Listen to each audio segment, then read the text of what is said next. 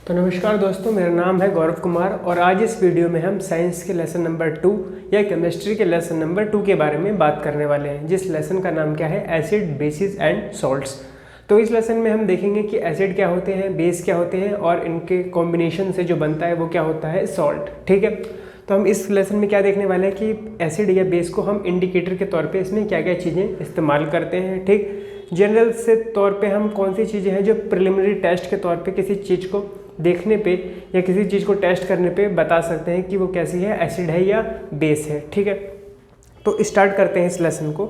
तो सबसे पहले हम देखेंगे कि नेचुरल इंडिकेटर्स क्या होते हैं। नेचुरल इंडिकेटर्स के बारे में जो बताया गया है वो क्या बताया गया है कि नेचुरल इंडिकेटर्स जो होते हैं वो क्या होते हैं, लाइकेन। ठीक है, लाइकेन ये क्या होता है, एक तरीके से ये इन्वायरमेंटल पॉल्यूशन के बारे में भी बताता है। ठीक है, आपने सुना होगा कि लाइकेन जो होते हैं वो एक गुड पॉल्यूशन इंडिकेटर के तौर पे एक्ट करते हैं। क्या होते हैं, गुड पॉल्यूशन इंडिकेटर। ठीक है, और इसी से हम क्या बनाते हैं, लिटमस पेपर का निर्माण भी हम इसी से करते हैं। लिटमस पेपर जनरल एक प्रकार का पेपर होता है जिसके ऊपर आप कोई एसिड या कोई बेस सब्सटेंस जब डालते हो तो लिटमस पेपर का जो होता है वो कलर चेंज हो जाता है। ठीक है, इसका कलर जो होता है लिटमस पेपर का वो कैसा हो जाता है, चेंज हो जाता है। चेंज होने का मतलब क्या होता है कि या तो इसका कलर जो होता है वो रेड हो जाता है या तो इसका कलर क्या हो जाता है,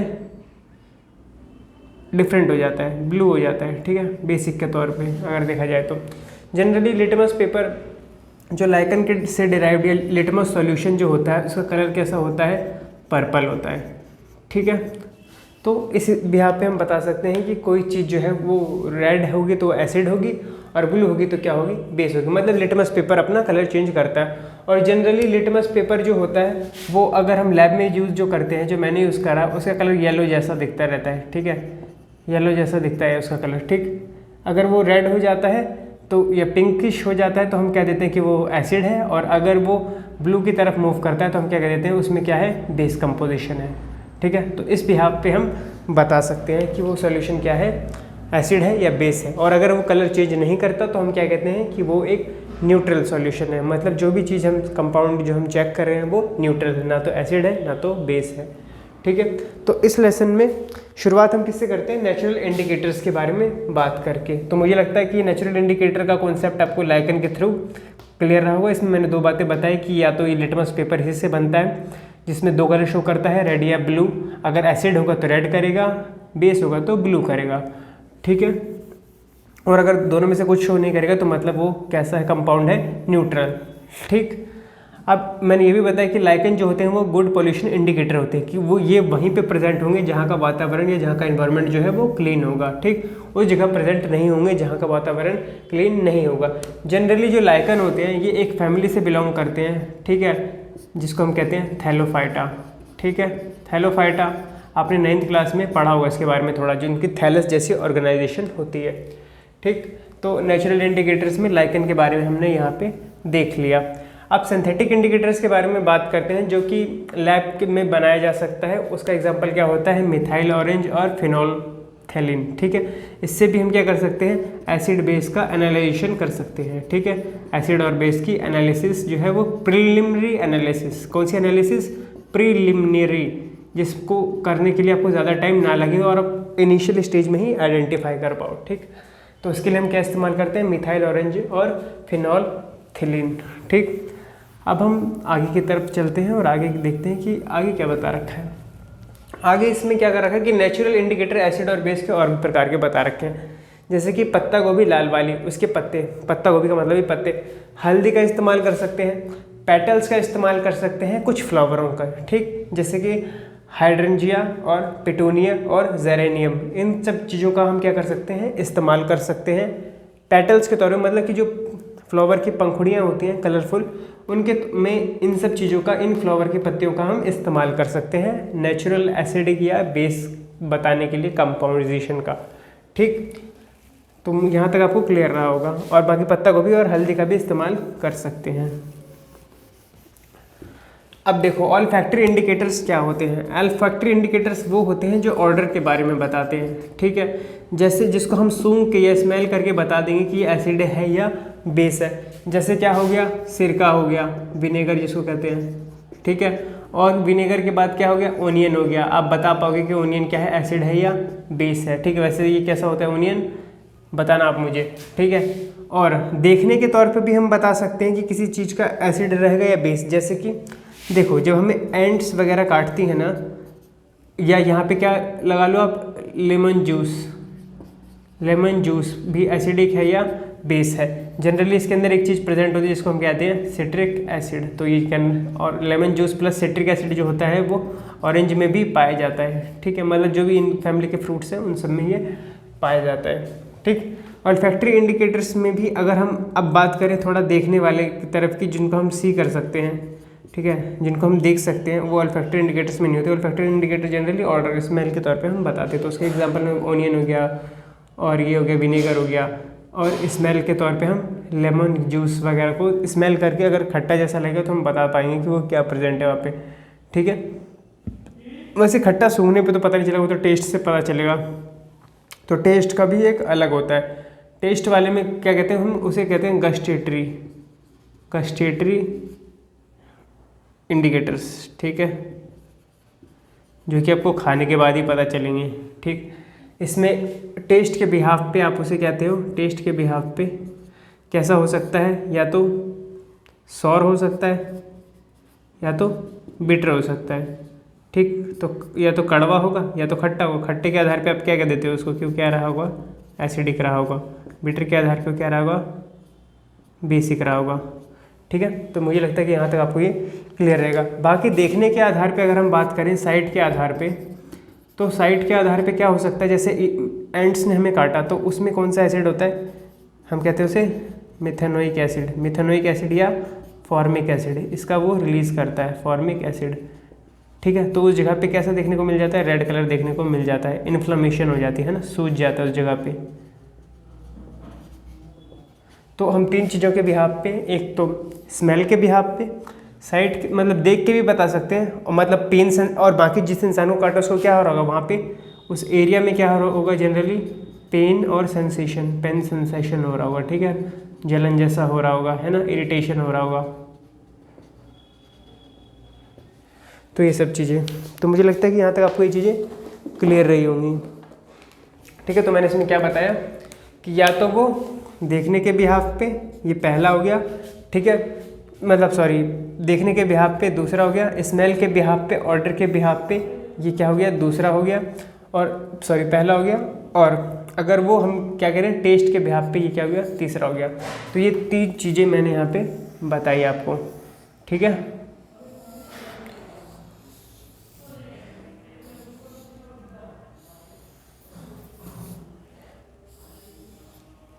समझ में आया? तो एक बार आप इसको देख लो, मैं एक और बार ब्रीफ दे देता हूँ कि मैंने क्या बताया। मैंने 3 प्रकार के रिसेप्टर्स बताए यहाँ पे, मैं इसको लिख देता हूँ।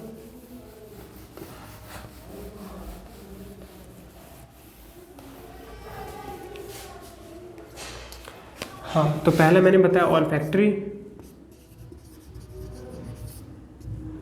दूसरा मैंने बताया जो कि स्मेल के बिहाफ पे था या ऑर्डर के बिहाफ पे था, दूसरा मैंने क्या बताया, साइट के बिहाफ पे, तीसरा मैंने क्या बताया जो हम क्या कर सकते हैं, टेस्ट के बिहाफ पे कर सकते हैं, उसे कहते हैं गस्टेटरी, ठीक है। तो मैंने इन चीज़ों के बारे में अभी तक आपको बताया। अब आगे हम मूव करेंगे इनके रिएक्शंस के ऊपर कि एसिड और बेसिस के जो रिएक्शंस होते हैं वो कैसे कैसे होते हैं, ठीक है बच्चों। तो अब हम आगे की तरफ मूव करेंगे इस लेसन। तो बच्चों अब जो हमारा नेक्स्ट टॉपिक है वो क्या है, वो नेक्स्ट टॉपिक है हमारा कि हम ये देखेंगे एसिड बेसिस और सॉल्ट्स में हम ये क्या देखते हैं कि जो एसिड्स होते हैं और बेसिस होते हैं वो कैसे रिएक्ट करते हैं मेटल के साथ में, ठीक है। तो देखो जो एसिड होता है जब वो मेटल के साथ में रिएक्ट करता है तो वो क्या दे देता है, सॉल्ट दे देता है, ठीक है, और हाइड्रोजन गैस दे देता है, ठीक है। ये हाइड्रोजन गैस जो होती है ये एटमॉस्फेयर में इवॉल्व आउट हो जाती है, ठीक। अब यहाँ पे जो एग्जांपल दे रखा है ये किसका दे रखा है, बेस का। जो बेस जो है सोडियम हाइड्रोक्साइड, जब ये जिंक के साथ, और जिंक क्या है, एक प्रकार का मेटल है, मेटल के साथ में जब ये रिएक्ट करता है तो ये क्या बना देता है, सोडियम जिंकेट, ठीक है। अब ये जनरली बैलेंसिंग है कि 2 सोडियम है तो Na2 हो गया, जिंक 1 है तो जिंक 1 रहेगा, ऑक्सीजन के साथ 2 है तो 2 ऑक्सीजन यहाँ पे रहेगा, और ये जो हाइड्रोजन है वो भी क्या है, सबके साथ 2 लगा है तो हाइड्रोजन भी क्या है 2, तो ये इवॉल्व आउट हो जाएगा। ठीक है, अब फर्दर जो आगे हम मूव करते हैं, हम क्या देखते हैं कि इनकी रिएक्टिविटी जो है, अगर हम बात करें कार्बोनेट के साथ कैसी होगी एसिड की, या हाइड्रोजन कार्बोनेट के साथ कैसी होगी। इसको हम क्या देते हैं, CO3 को हम क्या कह देते हैं, कार्बोनेट। ठीक, और HCO3 को हम क्या कह देते हैं, हाइड्रोजन कार्बोनेट। ठीक है,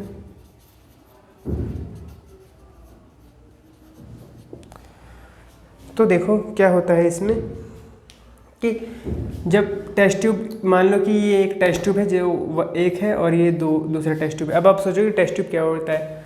टेस्ट ट्यूब जनरली क्या होता है, एक 15 ml का एक क्या होता है, ऐसे एक स्ट्रक्चर होता है कांच का, जिसके अंदर क्या करते हैं हम छोटे छोटे जो रिएक्शंस होते हैं वो एक प्रिलिमिनरी टेस्ट पे उनकी चेकिंग कर पाते हैं। किसी चीज़ की सॉल्युबिलिटी देख पाएंगे किसी कंपाउंड की इसमें डाल के, है ना, उसको शेक करके, ठीक है, उसके कलर शेक कर पाएंगे, उसका कलर देख पाएंगे, है ना।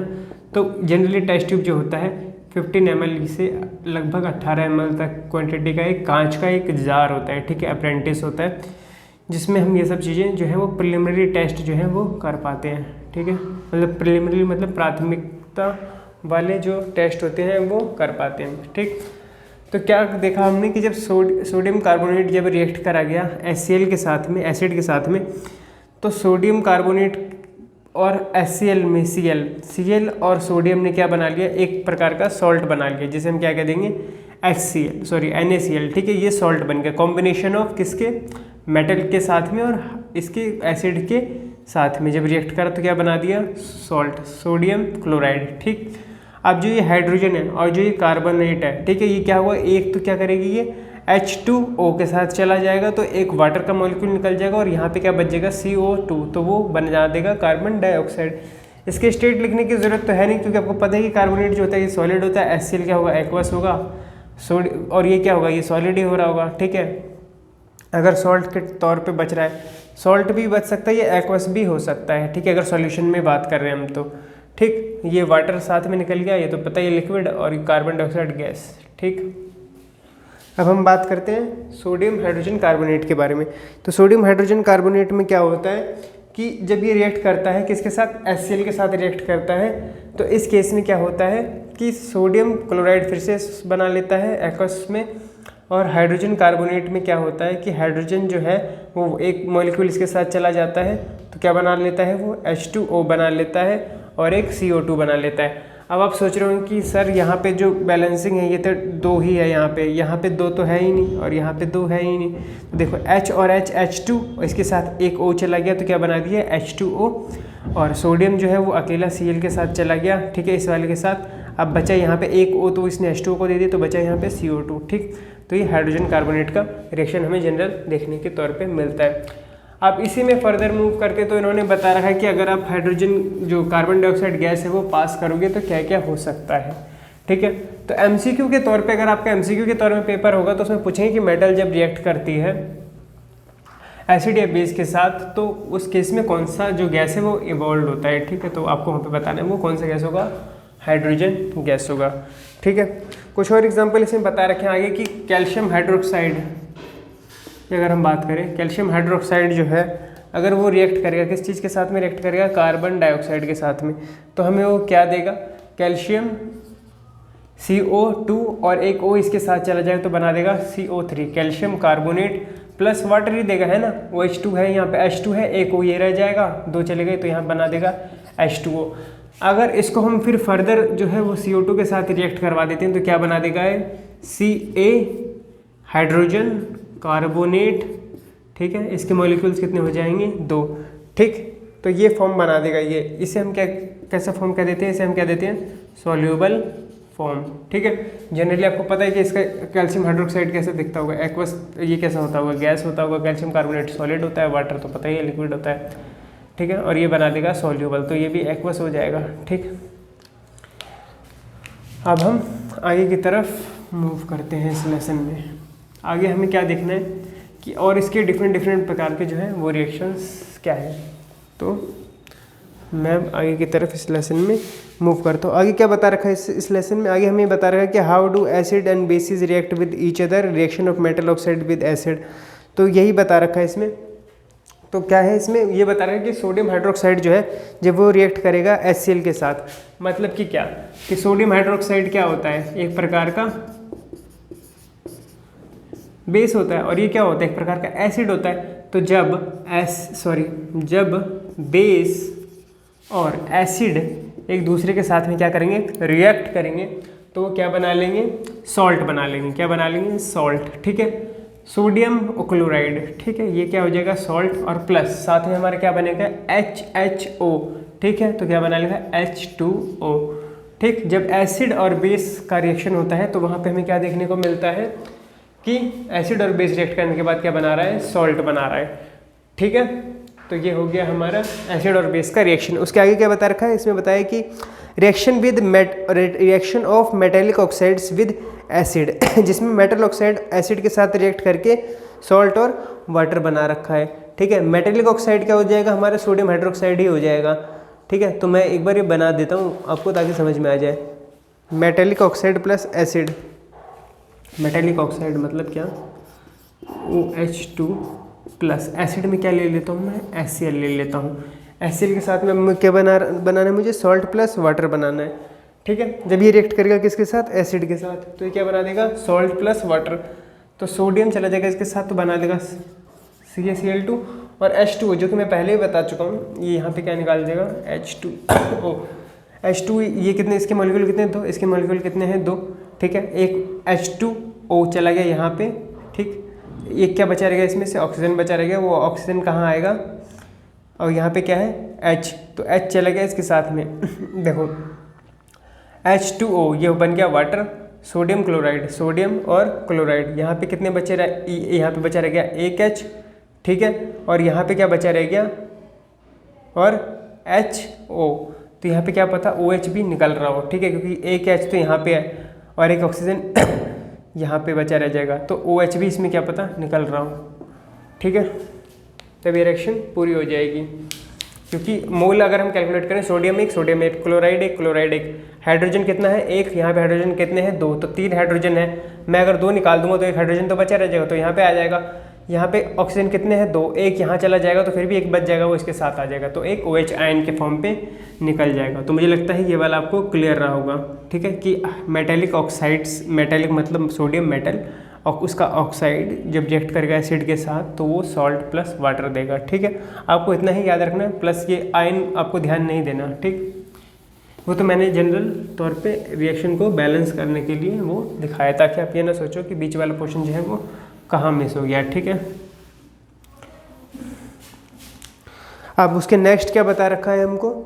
उसके नेक्स्ट अगर हम मूव करते हैं तो हमें बता रखा है reaction of non metallic oxide with basis. अगर रिएक्शन होगा नॉन मेटेलिक ऑक्साइड का बेस के साथ तो वहाँ पे हमें क्या देखने को मिलेगा?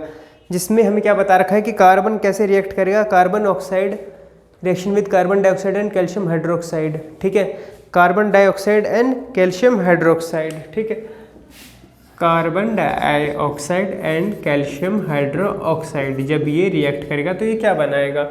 ठीक है, क्या बनाएगा ये? मतलब अगर इसके साथ ये रिएक्ट करेगा तो सोचो क्या बना रहा होगा ये? कैल्शियम। ठीक, कैल्शियम और क्या बनाएगा? कार्बोनेट।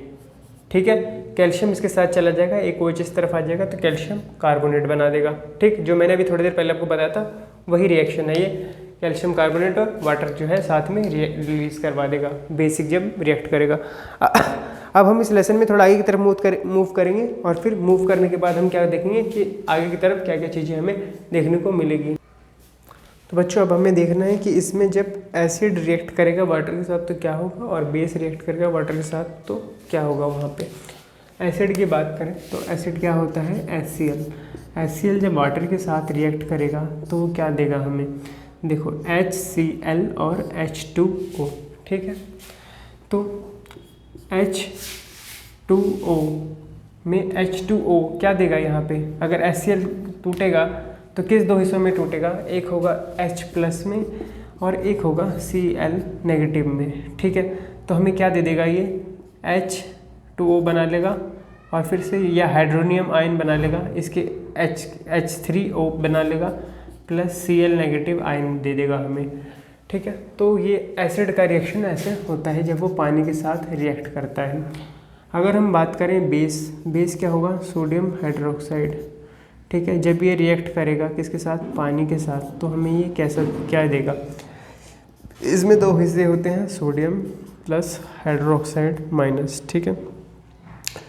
H2O को भी अगर हम तोड़ते हैं तो हम उसे कैसे लिखते हैं, H plus plus OH negative, ठीक है। लेकिन जनरली हम H प्लस ऐसे नहीं लिखते, हम उसे हाइड्रोनियम आयन के फॉर्म में ही दिखाते हैं। ये वाला रिएक्शन बैलेंस रहा होगा, ये समझ गए होगा। H के साथ एक और आ गया तो H3O बन गया और पॉजिटिव चार्ज, ठीक है। एक बचा क्लोरीन, वो ये रहा। सोडियम जब रिएक्ट करेगा किसके साथ, सोडियम हाइड्रोक्साइड जो बेस है, जब वो वाटर के साथ रिएक्ट करेगा तो क्या होगा उसमें कि सोडियम, ठीक, सोडियम ये रहा प्लस में और यहाँ पे क्या देखने को मिलेगा हमें, Cl नेगेटिव, ठीक है। तो सॉरी Cl नेगेटिव नहीं, OH नेगेटिव, ठीक है। तो मतलब ये आयंस में, वाटर में ये आयंस में टूट जाएंगे। मेन मुद्दा यही बताने का है कि ये जब रिएक्ट करेंगे वाटर के साथ तो ये आयंस में टूट जाएंगे, डिस्पर्स हो जाएंगे मीडियम में, या सोल्यूबलाइज हो जाएंगे, ठीक। अब इसके बाद जो थोड़ा थ्योरेटिकल पोर्शन है उसमें हमें बता रखा है कि हमें जो है वो पीएच की या एसिड बेस की एवरीडे लाइफ उसकी ज़रूरत जो है वो क्यों पड़ती है, ठीक है। या हम कैसे बता पाते हैं कि कोई चीज़ जो है वो स्ट्रॉन्ग एसिड है या बेस है, कैसे बता पाते हैं। तो उसके लिए एक पेपर आता है, ठीक है, जनरली मेज़र करने के लिए, उसे हम क्या कहते हैं, पीएच पेपर कहते हैं, ठीक है। क्या कहते हैं, पीएच पेपर, ठीक है। यहाँ पे पीएच क्या बताता है, ये बताता है, पी का मतलब होता है पोटेंशियल ऑफ हाइड्रोजन, ठीक है, पोटेंशियल ऑफ हाइड्रोजन, ठीक है। पोटेंशियल के बारे में बताता है कि हाइड्रोजन या H प्लस आयंस उसमें कितने प्रेजेंट हैं, ठीक है, समझ में आया। उसे हम क्या कहते हैं, पीएच पेपर कहते हैं, ठीक। अगर पीएच पेपर को मैं बताता हूँ तो पीएच पेपर पे हम कहाँ से कहाँ तक मूव कर सकते हैं, 1 to 14 तक की इसकी पीएच पेपर की एक रेंज होती है, ठीक है। ऐसे दिखता है पीएच पेपर,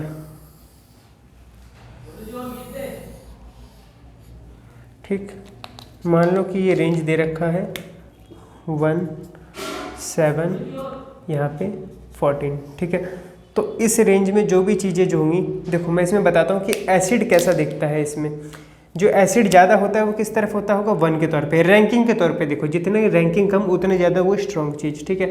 तो यहाँ पे क्या होता है, ये चीज़ें एसिड होती हैं। अब ये धीरे धीरे क्या होता है कि जैसे जैसे पीएच जो होता है बढ़ता रहता है, ये यहाँ पे क्या आ जाती है, न्यूट्रल हो जाती है, ठीक है। तो ये चीज़, ये पोर्शन जो है हम क्या कह सकते हैं इसको, कौन सा पोर्शन है ये, एसिडिक का। तो इस तरफ ये जैसे जैसे मूव करेगा इस तरफ क्या होगा, एसिडिक कैरेक्टर जो होगा वो डिक्रीज़ करेगा, ठीक है, 7 की तरफ। और 7 पे आके वो क्या देखने को मिलेगा हमें, न्यूट्रल। 7 पे आके हमें कैसा देखने को मिलेगा, वो न्यूट्रल, ठीक है। ऐसा हम मानते हैं, ठीक। अब ये एसिडिक कैरेक्टर, अब यहाँ से क्या होगा, धीरे धीरे क्या शुरू होगा बढ़ना। अगर इस तरफ की बात करें तो ग्रेडियंट में जो ये बढ़ेगा, इसे हम क्या, कौन सा कैरेक्टर कह देंगे, इसे हम कह देंगे बेसिक कैरेक्टर, ठीक है, जो धीरे धीरे इस तरफ मूव करेगा। तो इस तरफ क्या होगा, बेसिक जो नेचर होगा, बेसिक क्या करेगा, इंक्रीज करेगा, ठीक है। आपको ये बात आप ध्यान रखनी है, ठीक है। तो ऐसे ही हमारी बॉडी में, और ये जो मैंने एक स्ट्रक्चर बताया, किस चीज़ का बताया मैंने, ये पीएच पेपर ऐसे वो डिनोट करता है। जैसे अगर आप HCl डालोगे तो उसकी रेंज इस तरफ आएगी, यहाँ पे कुछ ज़्यादा ही वो पॉजिटिव दिखाएगा, ठीक है। यहाँ पे वो दिखाएगा जो होगा HCl, ठीक। अगर आप सोडियम हाइड्रोक्साइड डालोगे तो वो इस तरफ दिखाएगा आपका बेसिक में, ठीक है। तो आपको ये समझना है। और जो चीज़ जैसे मिथेनोइक वगैरह से डालोगे तो भी इस तरफ दिखाएगा, सिट्रिक एसिड इस तरफ, विनेगर जो है वो वैसे ही दिखाएगा, ठीक है। तो इस करेले का जूस डाल दोगे तो किस तरफ दिखाएगा वो आप मुझे बताना, और उसका स्वाद कैसा होता है उस बिहाफ पे आप उसको बता पाओगे, ठीक है। अब देखो इसी चीज़ को अगर हम बात करें तो इसे हम क्या कहते हैं कि इस तरफ क्या होगा, एसिडिक कैरेक्टर जो होगा वो डिक्रीज करता रहेगा, इस तरफ जो होगा बेसिक कैरेक्टर जो है वो इंक्रीज करता रहेगा। इसी में एग्जांपल में वही बता रखा है कि कैसे कैसे ये काम करेगा, ठीक है। इसी का उल्टा जो है वो एनसीईआरटी में दे रखा है कि उन्होंने वो इंक्रीज इस तरफ बताया, वो डिक्रीज इस तरफ बताया, ठीक है। तो H+ इंक्रीज करेगा इस तरफ और H+ जो है वो डिक्रीज करेगा इस तरफ, वही बता रखा है वहाँ पे OH ज़्यादा होगा।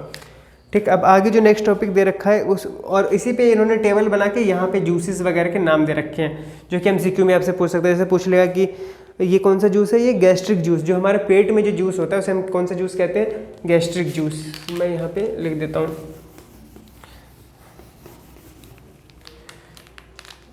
जो पेट में पाया जाता है खाना पचाने के लिए जूस, उसे हम क्या कहते हैं, गैस्ट्रिक जूस, जिसका pH जो होता है वो एसिडिक होता है, स्ट्रॉन्ग एसिडिक होता है। ठीक है, स्ट्रॉन्ग एसिडिक होता है, लगभग 1 से 2 के बीच में इसकी pH की रेंज होती है।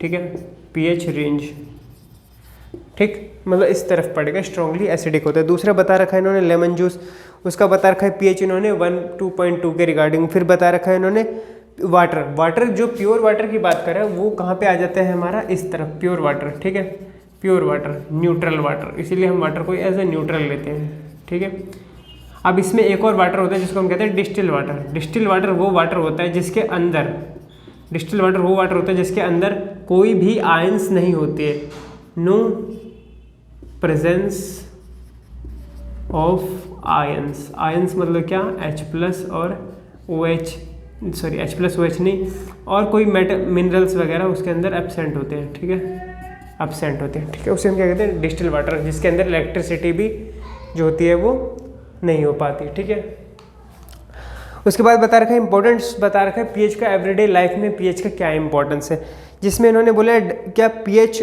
Of the soil in your backyard, जो आपके बैकयार्ड मतलब कि आपके घर के पीछे जो गार्डन है वहाँ पे जो मिट्टी है उसका भी pH में क्या इंपॉर्टेंस है।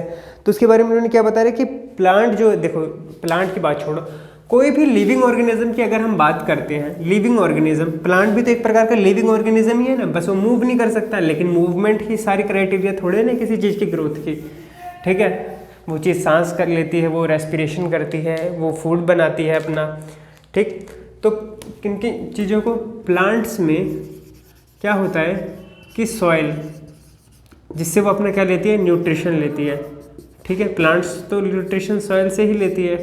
ठीक, क्योंकि न्यूट्रिशन सॉइल से लेती है कि सॉइल्स में क्या प्रेजेंट होते हैं, मिनरल्स। ठीक है, अब देखो सॉइल के pH पे डिपेंड करता है कि प्लांट्स का न्यूट्रिशन लेगा या नहीं लेगा।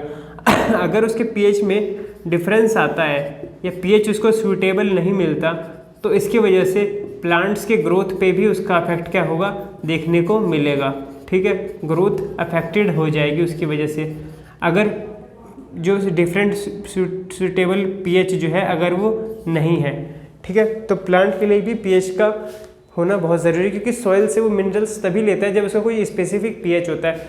और अगर आप बहुत सारी चीज़ें क्या करते हो ना, कि जो टॉक्सिक मटेरियल्स होते हैं जो किसी थ्रू सॉइल को कंटेमिनेट कर रहे हैं, या कुछ ऐसे मिनरल्स हैं जैसे मरकरी हो गया, लेड हो गया, जो सॉइल को कंटेमिनेट कर रहे हैं, तो उसकी वजह से क्या होता है कि प्लांट्स को वहाँ पे बहुत ज़्यादा दिक्कत होती है इन मिनरल्स को लेने में। ठीक है, वो लेना तो नहीं चाहता, लेकिन हमने उसके पास कोई ऑप्शन ही नहीं छोड़ा, तो हम हमारी वजह से pH जो है सॉइल की उसमें भी बदलाव देखने को मिलता है, जिसकी वजह से बहुत सारी प्रोसेस अफेक्टेड होती हैं, जैसे कि डिकम्पोजिशन अफेक्टेड होता है, क्योंकि जो वॉर्म्स हैं जो सॉइल में रहते हैं, अगर pH चेंज होगा तो उनकी बॉडी पे भी उसका इफेक्ट देखने को मिलेगा। ठीक है, जो कि हमारे सॉइल को जो है वो प्रोडक्टिव बनाते हैं।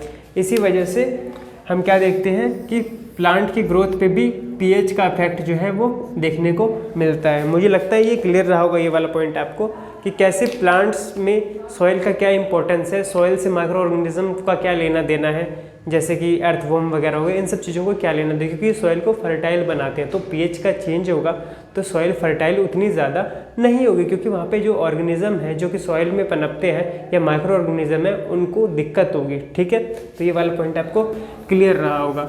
नेक्स्ट जो इन्होंने बताया है वो क्या है, नेक्स्ट इनका क्या टॉपिक है, डाइजेस्टिव सिस्टम। देखो हमारी बॉडी के अंदर जो डाइजेशन प्रोसेस होता है उसमें क्या होता है कि डाइजेस्टिव सिस्टम में जो हमारी बॉडी है उसमें एसिड रिलीज होता है, जिसके थ्रू हमारा खाना पचता है।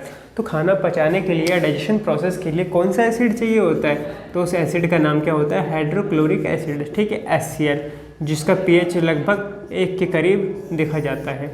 ठीक है, ये हमारी बॉडी में प्रेजेंट होता है और हमारे फूड्स को ब्रेक डाउन करता है, छोटे छोटे हिस्सों में बांटता है।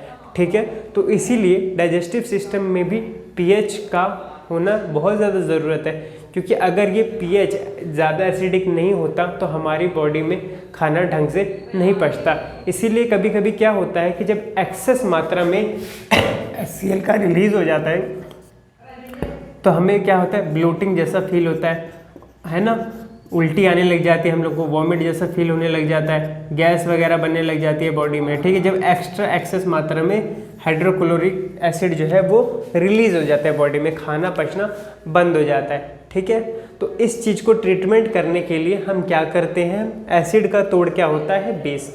तो हम क्या देते हैं, बेकिंग सोडा, इनो, ये सब जो फॉर्मूले हैं ये क्या है, बेस के तौर पे एक्ट करते हैं। मिल्क ऑफ मैग्नीशिया हो गया, ठीक है। तो ये क्या है, ये एग्जांपल है बेस की जो एसिड को न्यूट्रलाइज करने के काम आती है, क्योंकि एसिड और बेस अगर मिलेगा तो वहाँ पे वो उसे न्यूट्रलाइज कर दिया जाएगा, ठीक है। तो ये पॉइंट आपको क्लियर रहा होगा, मुझे ऐसा लगता है। मैं एक बार फिर लिख देता हूँ, एसिड और बेस जब मिल लेते हैं तो क्या कर देते हैं, ये न्यूट्रलाइज कर देते हैं, ठीक है।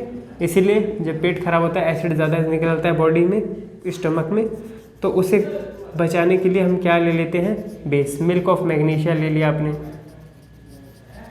ठीक है, या फेमस आपका इनो। काम शुरू करें कितने सेकंड में वो पता ही आपको। उसके बाद फर्दर हम देखते हैं कि टूथ डिके, दांतें जो हमारे दांत होते हैं वो सड़ जाते हैं, ठीक है। वो सड़ते क्यों हैं, उसमें भी पीएच का एक बहुत बड़ा रोल होता है, ठीक। तो पीएच का रोल क्या होता है, हमारे दांतों का पीएच जो है वो स्लाइटली एसिडिक में होना चाहिए, ये बात सही है, लेकिन उससे नीचे नहीं होना चाहिए, स्लाइटली एसिडिक होना चाहिए। ये नहीं कि खतरनाक एसिडिक हो रखा हो, स्लाइटली एसिडिक होना चाहिए। स्लाइटली एसिडिक में जो पीएच की रेंज है वो कितनी बताई गई है, स्लाइटली एसिडिक में पीएच की रेंज हमारे दांतों के लिए बताई गई है 5.5, ठीक है, 5.5। अगर वो इससे छोटा हो जाता है, मतलब इससे कम हो जाता है, तो उस केस में क्या होता है कि हमारे दांत जो हैं वो सड़ जाते हैं, टूथ डिके की प्रॉब्लम हमें देखने को मिलती है वहाँ पे, ठीक है।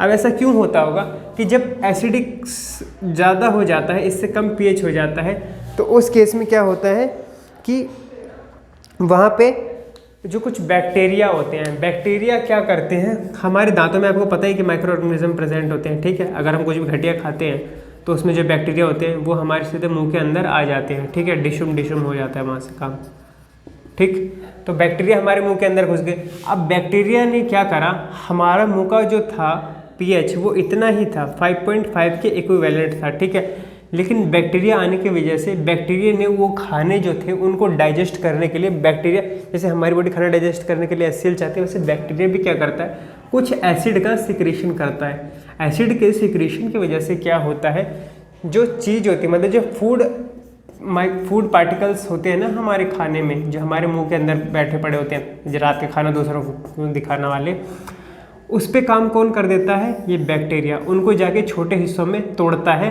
लेकिन तोड़ेगा कब, जब वो खुद क्या करता है, एसिड को रिलीज करके तोड़ता है इनको। इसकी वजह से हमारे दांतों का पीएच 5.5 से कम हो जाता है। तो इसी की वजह से हमें कौन सी प्रॉब्लम देखने को मिल जाती है, ये गोलाकार टूथ डिके। समझ में आया। तो हमारे दांतों का पीएच जो होता है वो कम हो जाता है 5.5 से, और वो होता है किसकी वजह से कम है, बैक्टीरिया की वजह से। इसलिए कहा जाता है कि दांतों को साफ करके रखें, और दांतों को साफ करने के लिए जो टूथपेस्ट इस्तेमाल करते हैं उसके कंपाउंड्स क्या होते हैं, बेसिक होते हैं। तो एसिड को न्यूट्रलाइज करता है बेस। समझ में किस चीज़ के लिए बताया गया है।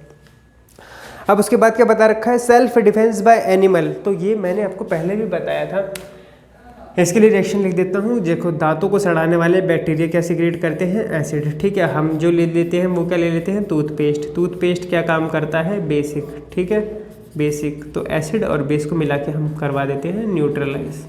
समझ में आया। मैं इसको मिटा देता हूँ। आगे बता रखा है कि डिफेंस मैकेनिज्म क्या क्या यूज़ करते हैं। डिफेंस मैकेनिज्म क्या यूज़ करेंगे, जो छोटे छोटे जीव जंतु होते हैं जिनको हम मसल देते हैं, उनके पास भी ईश्वर ने कुछ डिफेंस मैकेनिज्म दे रखा है ताकि हम जैसे आदमखोरों से वो खुद को बचा पाए, ठीक है।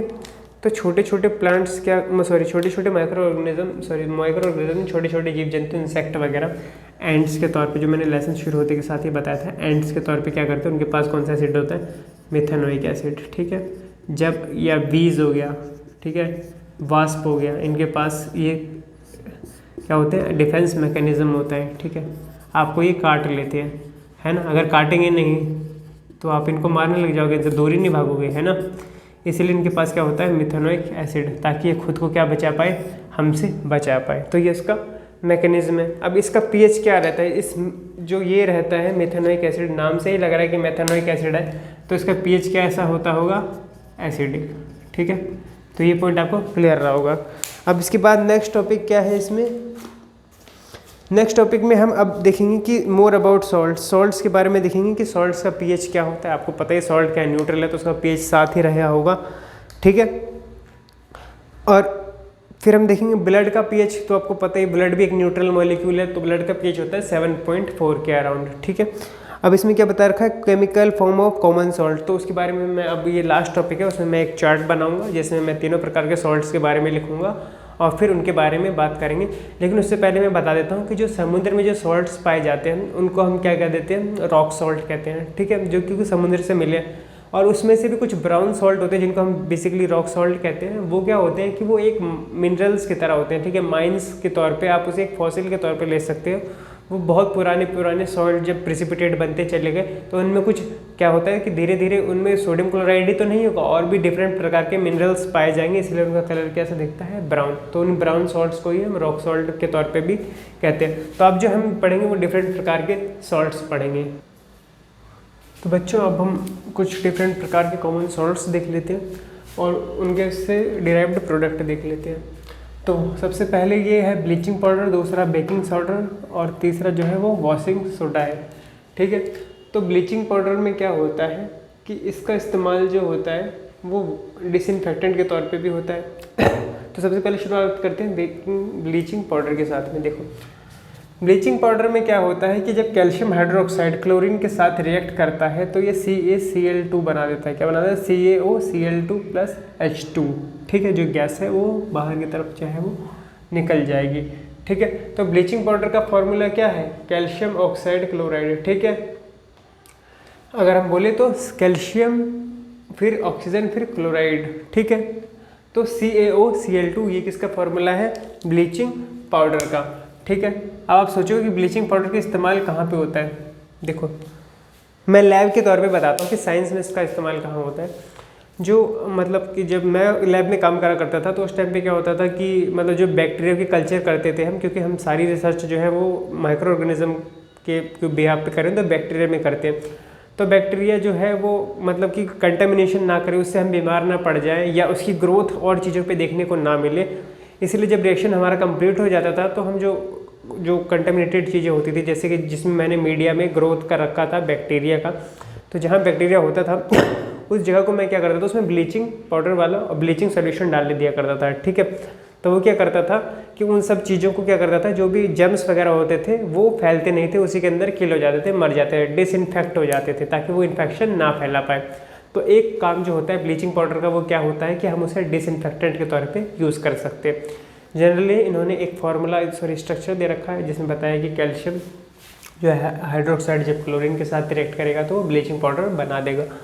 दूसरा बता रखा है लॉन्ड्री में, मतलब कि कपड़े धोने वगैरह में ब्लीचिंग पाउडर का इस्तेमाल जो है वो किया जा सकता है। ठीक, उसके बाद बताया गया है इंडस्ट्रीज़ में। इंडस्ट्रियों में हम क्या कर सकते हैं कि bleaching powder as a oxidizing agent के तौर पे इस्तेमाल कर सकते हैं। तो डिसइंफेक्टेंट में भी क्या ही होता है कि इसकी ऑक्सीडाइजिंग एजेंट वाली प्रॉपर्टी हम कह सकते हैं कि यूज़ करी जाती होगी कि बैक्टीरिया को ऑक्सीडाइजेशन इन्वायरमेंट इतना ज़्यादा मिल जाता होगा कि वो वहाँ पे डिसइंफेक्ट हो जाता होगा, ख़त्म हो जाता होगा, मर जाता होगा। ठीक है, इन्फेक्ट नहीं कर पाता होगा। तो ये चीज़ आपको क्लियर रहेगी। दूसरा आंसर है, मतलब दूसरा क्वेश्चन है हमारा बेकिंग सोडा का।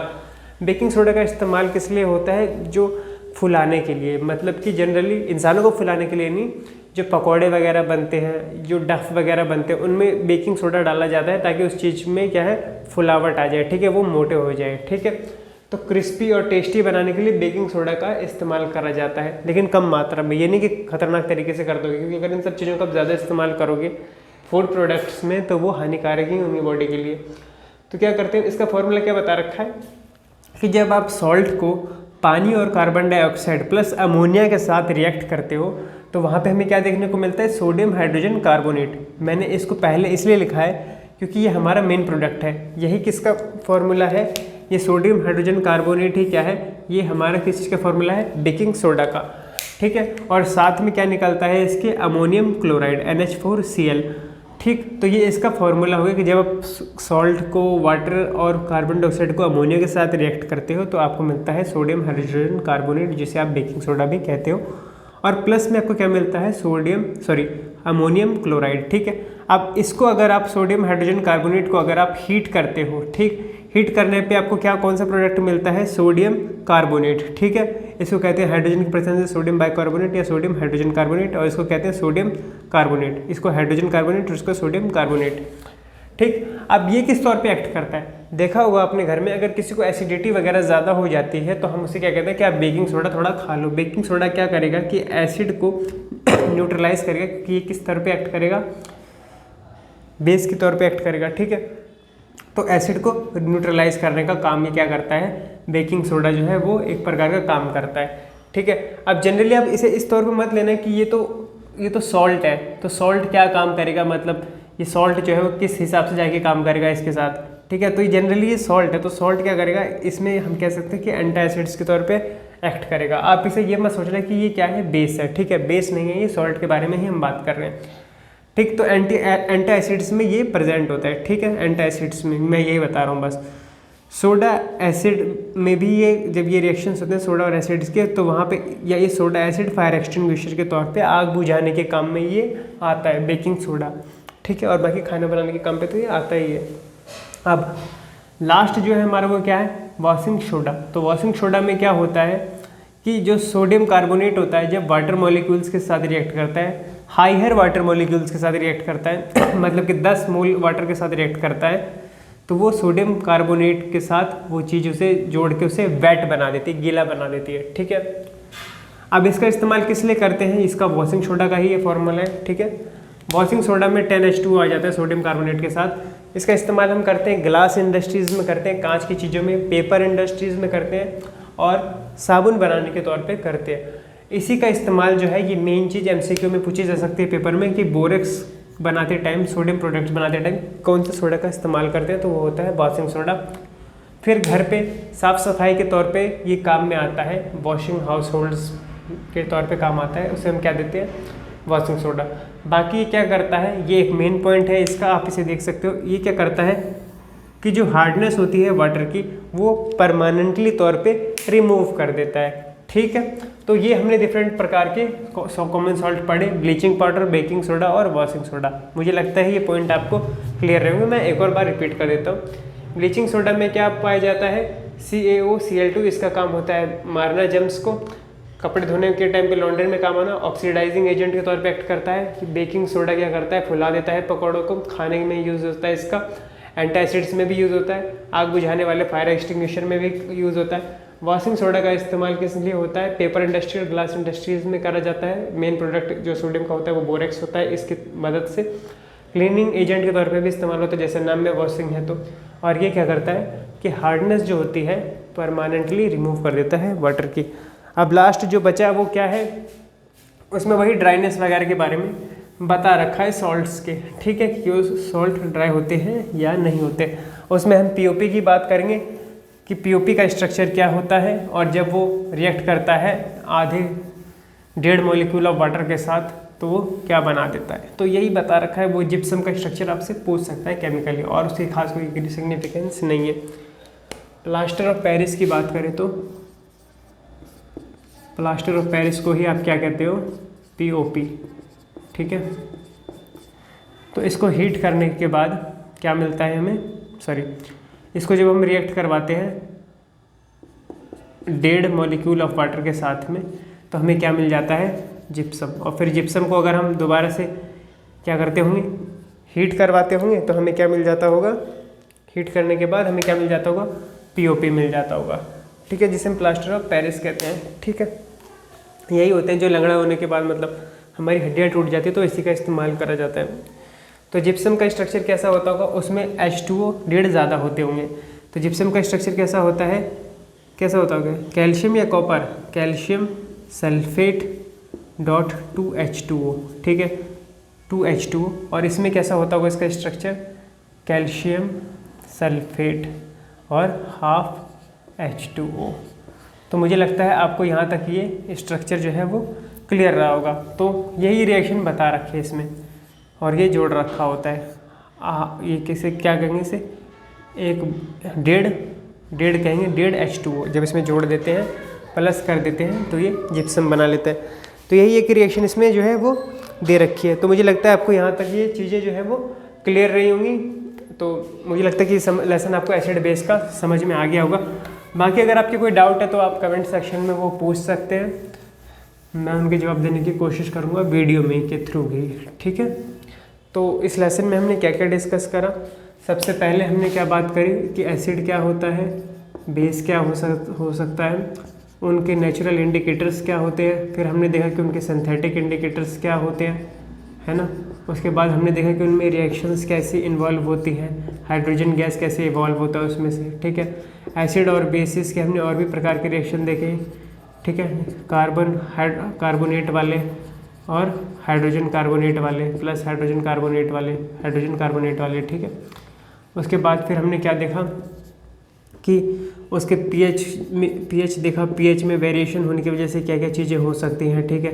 पीएच एसोसिएटेड चीज़ों के बारे में बात करा, चाहे वो प्लांट हो जाए, चाहे वो मतलब प्लांट हो जाए और हमारी बॉडी में डाइजेस्टिव सिस्टम हो जाए, और उसके डिफरेंट प्रकार के एग्जाम्पल देखे, ठीक है। उसके बाद हमने डिफरेंट सॉल्ट्स के बारे में बात करा, ठीक है ना, सॉल्ट्स के बारे में बात करा, डिफरेंट प्रकार के सॉल्ट्स के बारे में। तो जनरली हमने यही कुछ चीज़ें जो है वो इस लेसन में देखी। तो मैं उम्मीद करता हूँ कि आपको ये लेसन जो है वो समझ में आया होगा। अब नेक्स्ट इस टर्म का आखिरी लेसन जो तीसरा लेसन है, मेटल एंड नॉन मेटल्स, उसके ऊपर हम कवर करेंगे। तो नमस्कार दोस्तों, अब मिलते हैं केमिस्ट्री के तीसरे लेसन के साथ जो साइंस का भी तीसरा लेसन है, ठीक है। बाय, ख्याल रखें अपना।